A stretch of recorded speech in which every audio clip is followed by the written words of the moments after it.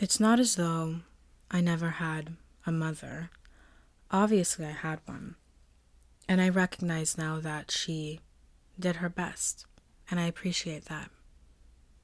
Though there was a time when I couldn't even accept that fact, that she loved me in the only way she knew how.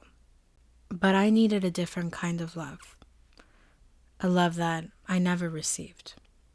I needed acceptance and encouragement, and instead I received criticism meant to provoke my competitive nature, quite possibly meant to improve me.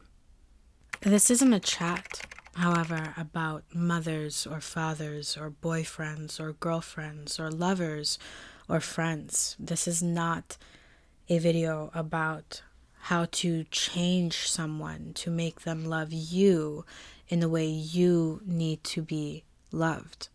Contrary to what many self-help teachers are teaching recently, the solar system does not, in truth, revolve around you. Yes, it is lovely to carry yourself as though it does at times, within reason. But your universe revolves around you. You should be the star in your own solar system. You should be the main character in your own life. You should be the number one priority to yourself. And as you come into this role, as you begin to play that main character role, you will notice synchronicities around you, and people will be drawn to that type of energy. It is incredibly important to recognize that difference. It is also very important to come to terms with the fact that the people in your life have not been put there specifically to love you and care for you and focus on you and be everything you need them to be in the ways you need them to be. They have not been put there specifically to revolve around you. I firmly believe that everyone is doing the very best that they can do and loving you in the best way that they know how to. And if that love is incompatible with you, then it is up to you to either accept that or to simply move on to someone else who matches your definition of love. However, it's no one's responsibility to love you in the way you need to be loved. That's actually your job. And to look at the people in your life and to judge them by their ineffectiveness to give you what you require is, in my opinion, nothing short of narcissism. I started mothering myself. I started loving myself in the way I knew I needed to be loved. I started loving myself in the way I loved others and wanted to love others if only they would let me. If you're currently not receiving the type of love that you know you need to survive on, there is nothing wrong with you. And there is nothing inherently wrong with the other person. It's just an incompatibility. Say you're currently in a situation where you're feeling unloved and unseen by a lover. That's an easy example. Whether you stay with this person or not is entirely up to you. But I just think you should know that you don't need another person to feel loved or to feel cared for or to feel seen. How you love yourself starts in your decisions. It starts in your priorities. Do you make choices that will benefit you? Do you put yourself first? Do you put your own feelings first? How do you talk to yourself? Do you talk to yourself or about yourself in disparaging and cruel ways? Do you beat yourself up constantly? And I'm not referring to self-deprecating jokes, but rather deep-rooted self-critical thoughts and beliefs. I'm not going to tell you how to love yourself, because only you know what love looks like to you.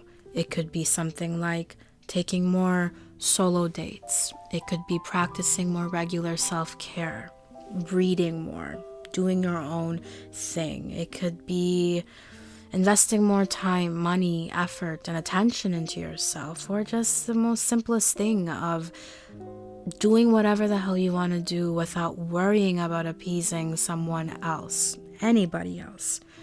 However you want to be loved is how you could be loving yourself right now. But it starts with making yourself a priority. And the first priority, if your boyfriend or girlfriend or whatever isn't giving you the right amount of attention that you need in your life, it's totally fine if you require love and affection and attention and adoration. That's okay. It's what you need. It's what you thrive on. There's no shame in that. But if they're not providing it for you right now, who says that you have to rely solely on them for that attention and adoration? If they're unavailable or unnurturing, if that's a word, or emotionally cold, you can easily fill their role in your own life. And just to clarify, I'm not telling you to just suck it up and take it. You can stay with this person if you want to, or you can leave. It's your call. All I'm saying is, it is never another person's job to love you by your definition of love. You don't need another person to feel the kind of appreciation that you need to survive on. And when you stop and think about it, why would anybody ever want to give that kind of power away anyway? So let's say they stop loving you. Are you really willing to just allow yourself to sit here in this life and not feel loved? Or are you going to do something about it and plug that hole that has been created in your life by loving yourself and giving yourself the things that you require? Now, to clarify, I really want you to find someone who loves you in the way you need to be loved. You deserve that much. You do. But how are you going to know what that love looks like and feels like if you've never experienced it? And if you've never experienced it, you may miss your version of love when it's eventually presented to you. You can experience your type of love if only you'd love yourself first. And vibrationally speaking, you kind of have to be the thing first that you want to attract before you can actually have that thing. If you want to attract someone in your life who's devoted to you and prioritizes you and gets you, will drop things to be there for you when you genuinely need them, you kind of have to first be that person for yourself. You have to first love others in that way so that the universe or your guardian angels or God or whichever higher power you believe in, higher being, higher you, whatever it is, can receive that vibration and then match it in your own life. That's just simple LOA. Many of us have become accustomed to being loved part-time or being treated like an option or being loved last. And if you're currently seeing someone or you're currently in some sort of relationship, any type of relationship with someone who will put their work above you no matter what, will put their friends above you. Literally, no matter what. That hurts, doesn't it? I've personally been there. I was raised that way. But can't you see how you do the exact same thing to yourself?